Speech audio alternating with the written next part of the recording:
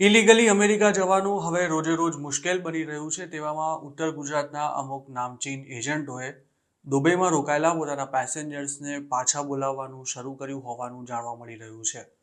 સૂત્રોનું માનીએ તો છેલ્લા એકાદ અઠવાડિયામાં રિટર્ન થયેલા આવા લોકો એકાદ બે મહિનાથી દુબઈમાં રોકાયેલા હતા.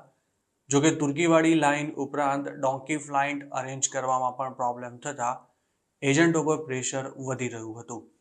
ઇલીગલી અમેરિકા જવા નીકળેલા ઢગલાબંધ ગુજરાતીઓ હાલ અલગ અલગ લોકેશન્સ પર ફસાયેલા હોવાના અવારનવાર આવતા સમાચારો વચ્ચે દુબઈમાં રોકાયેલા આ લોકોને આગળ મોકલવા કે પછી તેમને ઇન્ડિયા પરત બોલાવી લેવા માટે એજન્ટો પર પ્રેશર વધી રહ્યું હતું.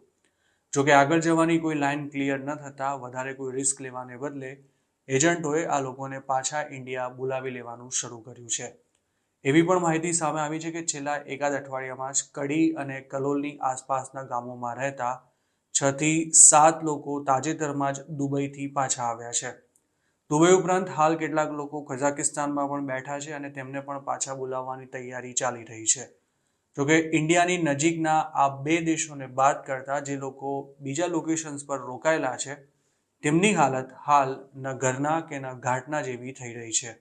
ઇલીગલી યુએસ જવા માટે હાલ યુરોપ, તુર્કી અને નિકારાગુઆવાળી લાઇનો ઉપયોગમાં લેવાઈ રહી છે, જેમાં નિકારાગુઆમાં માત્ર ડોન્કી ફ્લાઇટ દ્વારા જ એન્ટ્રી મળે છે, જ્યારે તુર્કી અને યુરોપવાળી લાઇનમાં દુબઈથી અલગ અલગ ફ્લાઇટ્સ દ્વારા મેક્સિકો કે પછી તેની આસપાસના દેશોમાં પહોંચવાનું હોય છે અને ત્યાંથી બોર્ડર ક્રોસ કરવાની હોય છે.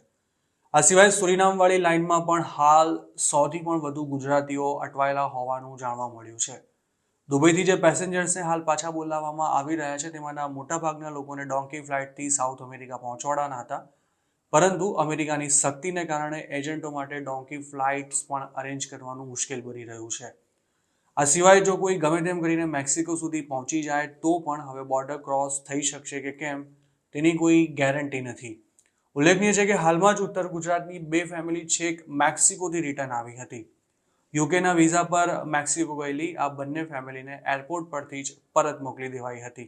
એક તરફ નવેમ્બર મહિના પહેલા ગમે તેમ કરીને ગુજરાતીઓ અમેરિકા પહોંચવા મથી રહ્યા છે, તો બીજી તરફ અમેરિકામાં ચૂંટણી થાય તે પહેલા મેક્સિકો બોર્ડર જ નહીં પરંતુ સાઉથ અમેરિકાના અન્ય દેશોમાં પણ ઇલીગલ ઇમિગ્રન્ટ્સને રોકવા માટે યુએસની ઓથોરિટી સક્રિય થઈ છે, જેના કારણે રોજે રોજ બદલાઈ રહેલી સ્થિતિને લીધે એજન્ટો માટે પણ પોતાનો બે નંબરી ધંધો ચલાવવો મુશ્કેલ બની રહ્યો છે. ગયા મહિને જ વાયા લિબિયા થઈને 3 ડોન્કી ફ્લાઇટ્સ નિકારાગુઆ પહોંચી હતી. જોકે 13 જૂનના રોજ અમેરિકાએ ડોન્કી ફ્લાઇટ્સ ઓપરેટ કરનારી એક કંપનીના ઓનર પર વિઝા રિસ્ટ્રિક્શન મૂકી દીધા હતા. યુએસના વિદેશ મંત્રાલયે ત્યારે ડોન્કી ફ્લાઇટ્સને પોતાના દેશમાં લેન્ડ થવાની મંજૂરી આપવા બદલ નિકારાગુઆના પ્રેસિડેન્ટ ડેનિયલ ઓર્ટેગાની પણ ઝાટકણી કાઢતા તેમના પર આર્થિક ફાયદા માટે આ કામ કરવાનો આરોપ મૂક્યો હતો. આ સિવાય હાલ અમેરિકાના એજન્ટોએ મેક્સિકોના અલગ અલગ એરપોર્ટ્સ પર પણ પોતાની વોચ વધારી છે, જેના કારણે સીધા મેક્સિકો લેન્ડ થતા ઇન્ડિયન્સ માટે પણ એરપોર્ટની બહાર નીકળવું મુશ્કેલ બની રહ્યું છે અને આવા લોકોને ત્યાંથી જ સીધા ડિપોર્ટ કરાઈ રહ્યા છે.